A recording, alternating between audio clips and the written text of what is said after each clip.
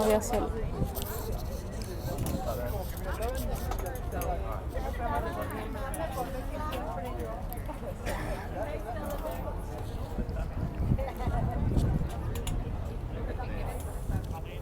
This is a safety announcement. This boat is licensed to carry 249 passengers.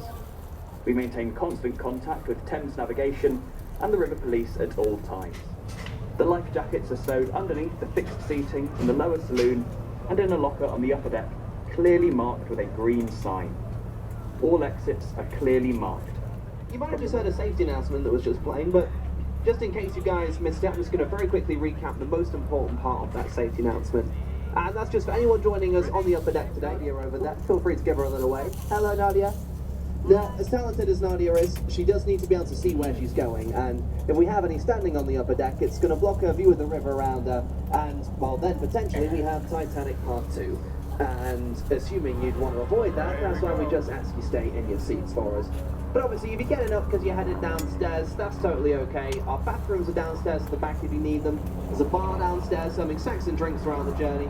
Or as well, if you just want to sit downstairs, I'd recommend the seats are much comfier down there, and you get big windows, so you get all the same views. So wherever you want to sit, go for it, guys. All right, well, anyways, that's all out of the way. So let's give the guys up there a wave, then I'll talk to you about some buildings. Hello up there, Westminster Bridge, wave at us, hello. Hello, Echo. So here we have an exciting building to kick things off with. Take a look to your right-hand side, we have the New Palace of Westminster, also known as the Houses of Parliament. This building right here is the home of the UK government, and it has been since the reign of King Henry VIII. See, up until that point, it actually used to belong to the kings and queens, but Henry, he absolutely hated that building. I'm not sure why, but he didn't like it, and quite frankly, he didn't want it anymore. So, well, he's decided, well, I'm packing up my bags, I'm moving out to Whitehall, and he handed the building over to the medieval government that were in power at the time. And of course, it remains their home to this very day. He managed to sneak underneath Parliament with barrel upon barrel of gunpowder, with the intention of blowing the building up, destroying it, and even killing King James I in the process. Get ready, guys. Lots of torturing and execution to come.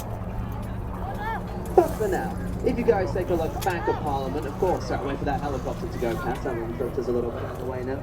So yes, back of Parliament here on your left, you'll notice three quite distinctive towers up there. At the back with the flagpole, we have the Victoria Tower.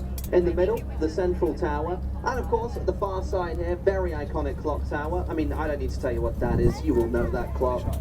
You love that clock. On my count of three, I want to hear you guys shout out its name. Ready? 1, 2, 3. Elizabeth Tower. Elizabeth Tower, actually. But nice try, guys. Almost. You're almost there. Big Ben does exist, but it's not the tower. It's the bell inside it. So whenever you hear that thing chiming away, you are listening to Big Ben. But yes, from the outside, it is just the Elizabeth Tower. So there we are, our first plot twist of today's cruise. Oh, we're back at the bridge already. Hello up there. That's my bad, guys. I left that one a bit late.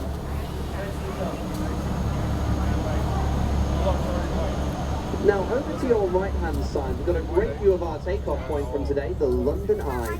Now, the London Eye, it's been here for 25 years now. It was first built to commemorate the millennium back in the year 2000.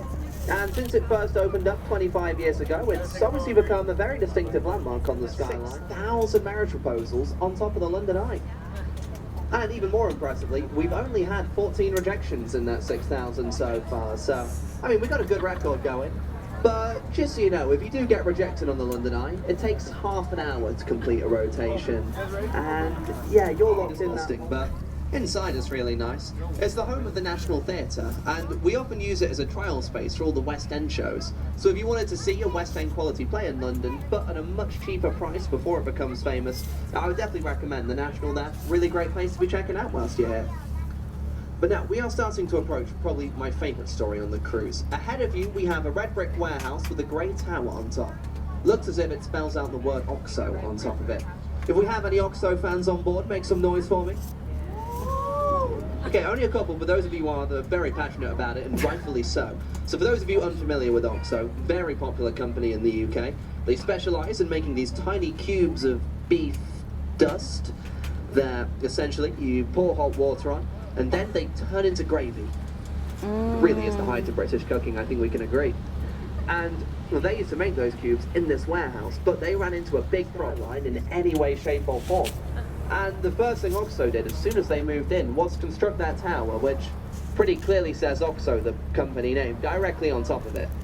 Obviously they were breaking that advertising law, so they got taken to court over it. But they ended up completely getting away with it when they hired a very clever lawyer who just simply argued, I don't know what you're talking about, Your Honor. That tower clearly doesn't say OXO. No, all that happened here was we ordered some randomly geometric shaped windows that coincidentally came in the shape of a circle, a cross, another circle, which, I mean, when you put it up there together, it kind of looks like the word OXO, but it's just random shapes. You can't punish us for that. That's not a crime. You contain this building and you know where you're meant to go, so secret advertising, technically. Anyways, next bridge. Hello! Yeah, we're not doing so well on the first side. Maybe on the way back we'll do better. Either side of the boat here, some mysterious red columns holding up nothing at all. Very confusing. What purpose could those columns possibly serve? Well, find out more in part 2 of the London Eye River Cruise. Touched up the gun on the way back. The old one was burnt down and destroyed in the Great Fire of London. Now, the Great Fire took place in 1666 and destroyed the entirety of London as we know it. Now, my personal favourite fact about the new cathedral is that it's such an important building on our skyline, they made it illegal to block the view of that dome from 8 different key points around the outskirts of London. And that's why you'll notice that to this day there's no tall buildings anywhere near St. Paul's Cathedral, but it's also why every skyscraper we pass today, very weird shapes, because they all have to be designed in ways that means they bend, curve and arch all out the way of that dome to keep it visible whenever you're in those spots. So keep a good eye on the skyscrapers now you know that fact, and you'll start piecing together how those shapes actually work. Now, of course, the next bridge is here. Hello! Yes, nicely done, you guys. Oh, hello, horrible histories. Good stuff, guys. Now, to your right-hand side over here, we have Shakespeare's The Globe Theatre. 3, 2, 1, hello up there! Yes, good stuff, good stuff. We got a couple there, nice, I'll say that. Oh, on your right-hand side over here, we're going to pass a very iconic riverside pub. Now, this is known as the Anchor Tavern, so close to the theatre. And even Charles Dickens, the author, he wrote lots of his famous tales whilst sat having a drink in that very pub. So, it seems some quite interesting history over its years, and I would recommend it. It's a nice pub as well, so go check it out coming up. All right, let's do it. 3, 2, 1, hello! Yes, we got it, nice. Oh, I'm glad that one worked out. As soon as we emerge from the bridge, just look to your left-hand side, because you'll notice a gap between 2 buildings, and in that gap, a tall stone column with a golden orb on top. Now, that's the monument built to commemorate the Great Fire of London, with an offer of £1 to buy that boat, and genuinely £1, all it took to buy it. So, same price as roughly 2 Freddos, could have been yours. As for the boat next to it, this is a French naval ship. It only got here yesterday, so I'll be honest guys, I don't know anything about it other than it's French and a naval ship, so there you go, fun facts for George.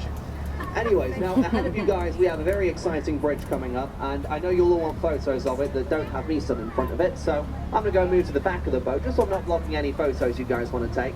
But of course, just a very important reminder, do make sure to stay in your seats while getting those photos. It's amazing, London Bridge is actually behind you. We already went underneath it. That's Tower Bridge you're approaching currently. I was just trying to trick you guys. But don't worry if you fell for my devious plan. Even Google doesn't know the difference between the 2 bridges. Let's get a quick wave from Tower Bridge, and I've got a good story to tell you about the drawbridge on the other side. 3, 2, 1, hello Tower Bridge! Ah, there you go, that's more like it. That's what we've been waiting for.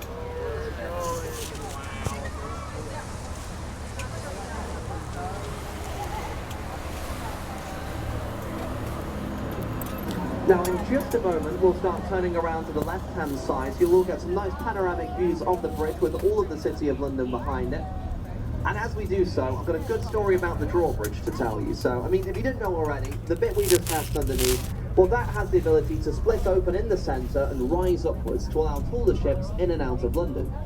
We still see this happen very regularly, about 2 times a day on average. So he drove into the middle of Tower Bridge, and he quickly realised the ground underneath him had already started rising upwards. So now Albert has to think fast. He's got a bus full of passengers. Either you reverse, hit the brakes and wait patiently for the bridge to come back down, or you've made it this far already. Put your foot down, hit the accelerator, use the bridge as a ramp, and jump over the River Thames. And Albert went for option number 2. He thought it was the safest bet at this point, so he put his foot down, he put the pedal to the metal. And I'll tell you what happened on the other side of the bridge.